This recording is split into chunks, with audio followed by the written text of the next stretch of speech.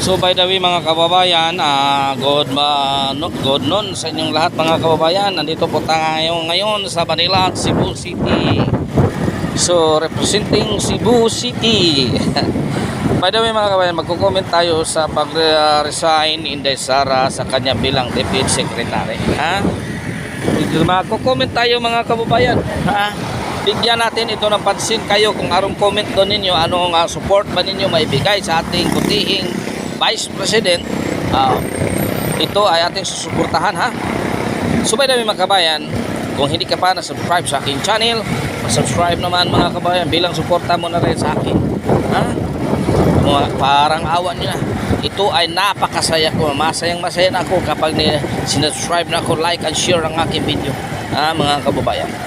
So by the way mga kababayan, ito ang masasabi ko. Tamang-tama ang desisyon ni Inday Sara bilang Deputy Secretary ay talagang dapat mag-resign talaga siya. Dapat talaga. Kasi baka sabihin ng taga Davao at taga Visayas, bakit si Inday Sara parang wala rang nangyari sa kanya. Ang nangyayari doon sa Maisog Rally. Parang walang nangyari sa kanya. So siguro naman kay nandiyan as a member of cabinet members, siguro hindi siya magsasalita kasi isa pa siyang cabinet member. Pero ngayon nawala na, so malaya na siya magsasalita kung anong meron sa administrasyon na ito. Di ba mga kabayan? Siyempre kung ikaw nandyan ka pa isang membro ng gabinete, bakit mo pupunahin ang gabinete? Isa ka naman member sa gabinete. So bago magpuna sa gabinete, umalis ka muna sa gabinete. Kung anong natuklasan mo sa gabinete, sige ilahad mo. Kaya nandito ang mga DDS, handang-handa makikinig sa inyo kung ano ang mga nangyari sa ating bansa mga kababayan. Handa tayong sumuporta mga kababayan. Maraming salamat mga kababayan. Maraming salamat sa inyong suporta. So suportahan natin si Inday Sara. Aabangan natin ang ilang hakbang ng administrasyon na ito. Kung anong susunod na mangyayari bilang sekretary, bakante ng sekretary at nag-resign din siya bilang chairman ng LTF-LCAC. Bilang chairman. Dapat magsara siya. Ayun, siguro happy na ang si Franz Castro ngayon. Happy na siya. Makabuilo. Tingnan mo, Mr. President, itong si Franz Castro. Ito ang ating ito si Franz Castro. Balang araw, tutuklawin ka rin yan. Tutuklawin ka rin. Kasi nag-alaga ka ng isang ahas. Kapag ang ahas talagang nagugutom yan, hindi mo napakain ng mabuti, talagang tutuklawin ka yan. Kakain at kakainin yung palad mo. Kaya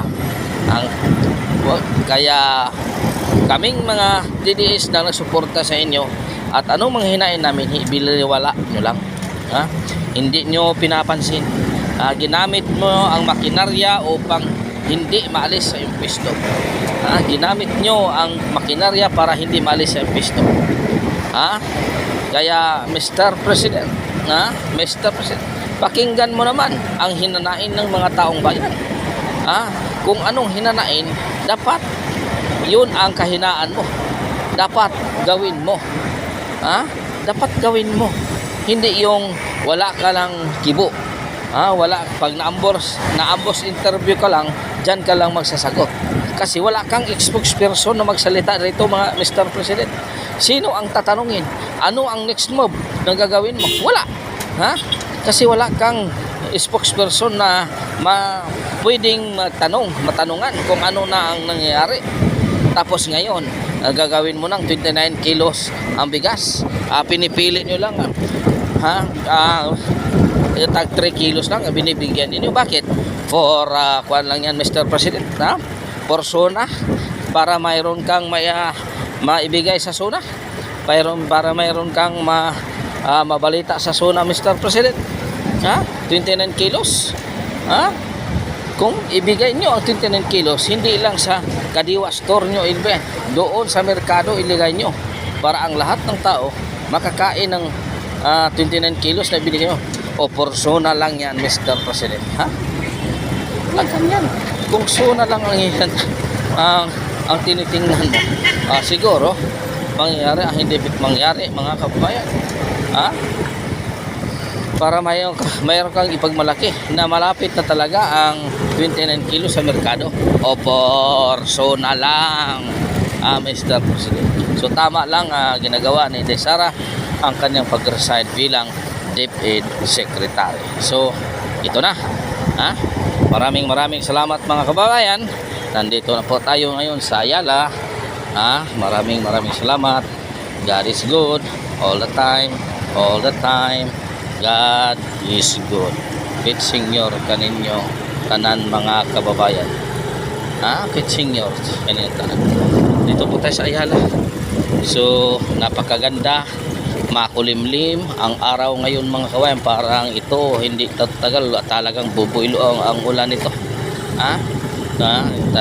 Talagang bubuylo na ang ulan nito. Maraming salamat mga kababayan. Maraming salamat.